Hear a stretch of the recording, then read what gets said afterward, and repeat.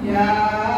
أيها الذين آمنوا اتقوا الله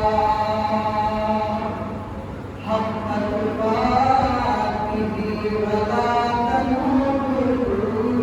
إلا وأنتم مسلمون আল্লাহ রাব্বুল আলামিন হে ইমানদার তোমরা আল্লাহকে ভয় করো তাকে কি করো ভয় করো যেভাবে ভয় করার কথা সেইভাবে তোমরা ভয় করো তারপর বলেছে ওয়ালা তামুতুন্না ইল্লা ওয়া আনতুম মুসলিমুন তোমরা মুসলমান না হলে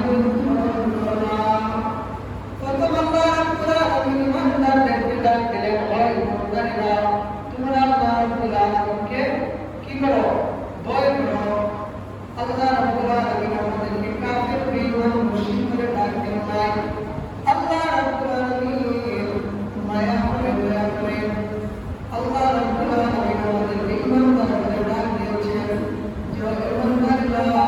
তোমরা ঈমান আনায় করতে ঠিক আছে কিন্তু ঈমান আনার পরেও অনেক সময় দেখা যায় আমরা ঈমানের মধ্যে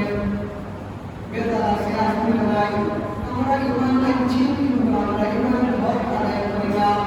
আমরা ঈমান আনার পর আল্লাহ রাব্বুল আলামিনের উপর আমরা ঈমান এনেছি আল্লাহর হাবিব রাহমাতুল্লাহ আলাইহি আমরা ঈমান এনেছি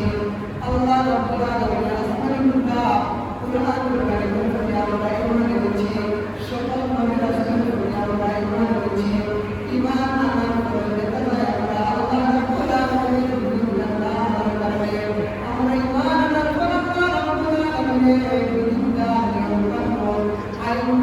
না মানার কারণে আমরা যখন বেঈমান হয়ে যাই যার কারণে আল্লাহ রাব্বুল আলামিন বলেছেন ও ঈমানদাররা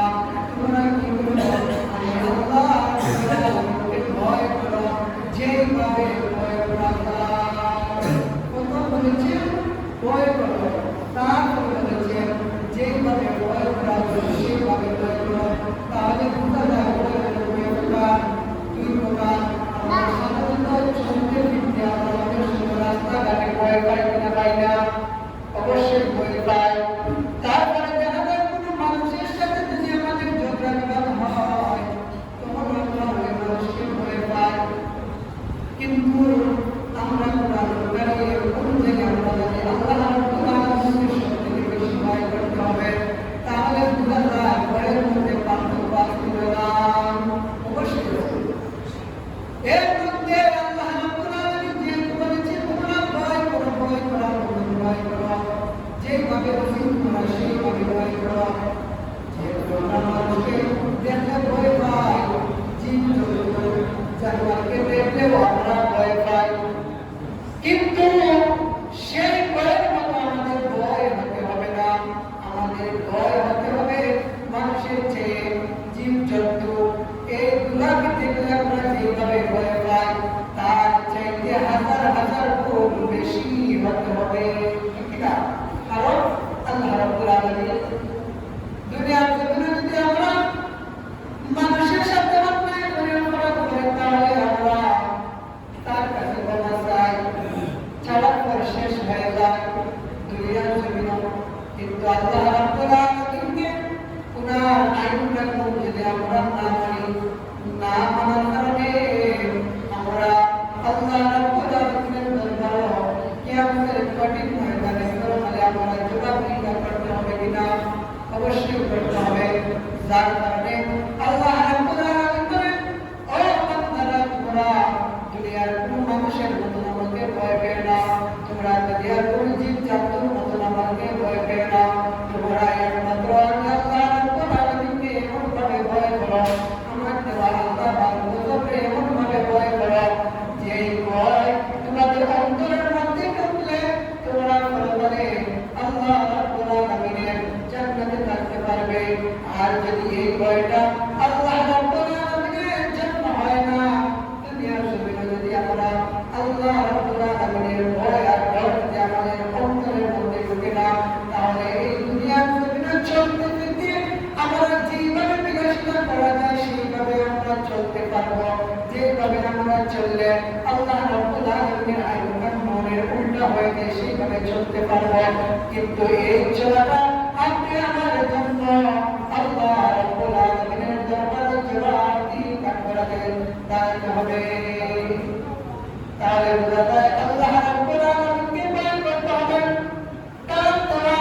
যে আযাবের কথা প্রদানে দেওয়া হবে, জাহান্নামের আগুনে জ্বলতে হবে, এই জাহান্নামের আগুনের ভয়ে যদি কোনো মানুষ দুনিয়ার জমিনে আল্লাহ রাব্বুল আলামিনের দরবারে গভীর রজনীতে উঠে কান্নাকাটি করে, দুই গুনাহ পানি ফেলে আল্লাহ রাব্বুল আলামিনের দরবারে কান্নাকাটি করে আল্লাহ বলে, আল্লাহ রাব্বুল আলামিন এই সময় আমাদের ঘুমানোর সময়, কিন্তু আমি আল্লাহ রাব্বুল আলামিন আপনাকে ডরাইয়া ভয় করিয়া আপনার আযাবের গজবকে ভয় করিয়া, কারণ আপনার আযাবের গজব এত বিশাল হবে।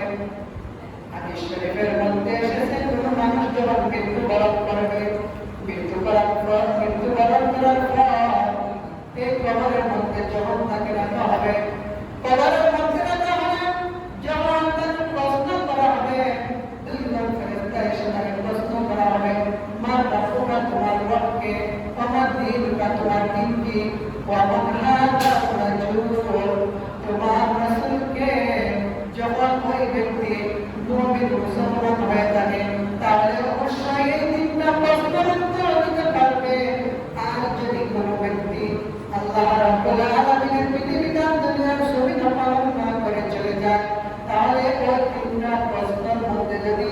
একটা বলে যায়, ইসলাম রাদিয়াল্লাহু তাআলা বলেছেন, কবর দেখলে আমার খুব বেশি ভয়